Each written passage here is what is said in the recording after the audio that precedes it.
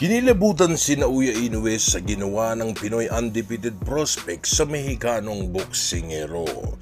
Magandang araw sa inyo mga idol, ang ating po itatapok sa bidyong ito ay ito pong naging laban ng ating kababayan na si Carl James Martin sa Mexicanong si Anthony Jimenez. Sa laban na isa pong agresibong Martin ang ating nasaksihan na animoy gutom na maipanalo ang kanyang laban. Si Martin ay mayroon pong kasalukuyang kartada na 24 na panalo, walang talo at may 19 na nanakaw dito sa kanyang 24 na naigawang mga laban. Ang ating kababayan na ito ay ang napipisil na pwede pong makatapat ni Naoya Inoue sa hinaharap na kung saan nga po ay matalim ang bawat suntok na pinapakawalan at kayang magbato ng malalakas na suntok hanggang sa suktulang 12 rounds o katapusan ng laban. Malaki po ang potensyal nitong si Carl James Martin na maging isang ganap na world champion sa hinaharap mga idol dahil sa kilala po ito bilang isang disiplinadong boksingero na hindi talaga basta-basta hinihingal sa laban kung palitan lamang ng malalakas na suntok ang pag-uusapan. Ngayon mga idol, ihahain ko po ngayon sa inyo ay ang naging laban nitong si Martin sa Mexicanong si Anthony Jimenez na kung saan nagawa nitong si Martin na matalo ang Mexicanong ito sa loob po lamang ng ikadalawa ng round.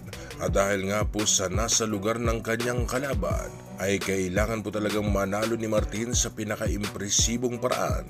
Sa unang bahagi ng laban mga idol ay kapwa bumabato ng matatalim na suntok ang dalawang boksingero. Dito sa round na ito ay pinakita ng Mexicano ang pagiging isang agresibong boksingero na gustong kuhanin agad ang face ng laban. Hindi naman basta-basta pumapayag itong si Martin na sumasagot din ng malalakas na suntok sa tuwing pumapasok ito sa kanyang depensa ang Mexicano niyang kalaban.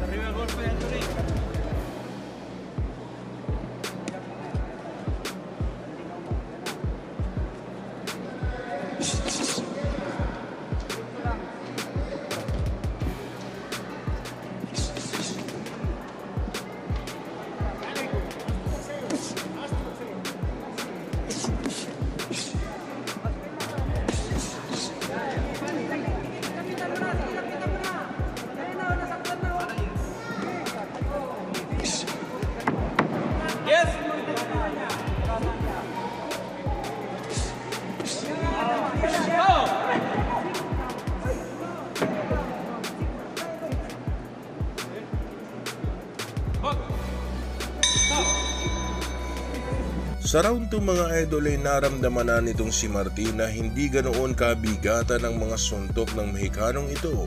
Kaya po ay nagsimula ng mag-deliver ng pressure ang ating kababayan at pinapaulanan na ng malalakas na suntok ang Mexicanong si Jimenez. Naramdaman itong si Martin na medyo may kahinaan ang katawan ng kanyang kalaban. Kaya naman po ito ang kanyang pinuntirya para tapusin na agad ang kanilang bakbakan.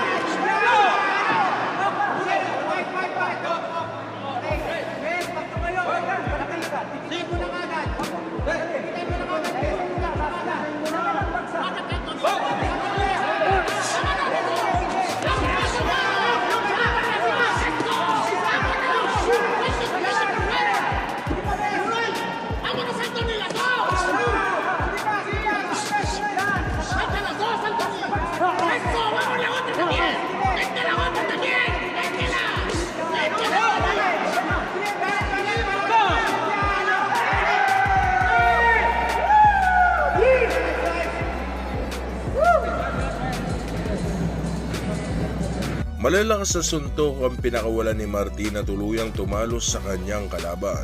Nakakuha ni Martin ang panalo by round 2 technical knockout.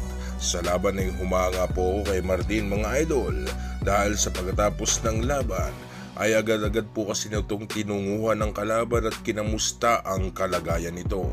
Maalaman ni Pacquiao po talaga itong si Martin na mabangis sa kasagsagan ng laban pero maalam-among tupa naman pagkatapos ng laban. Kaya naman ano sa tingin nyo mga idol, uubra na kaya itong si Martin para talunin ang isang Naoya Inoue? I-comment nyo na po inyong magiging komento mga idol para sa gayon ay atin nyo mapag-usapan dito sa ating comment section.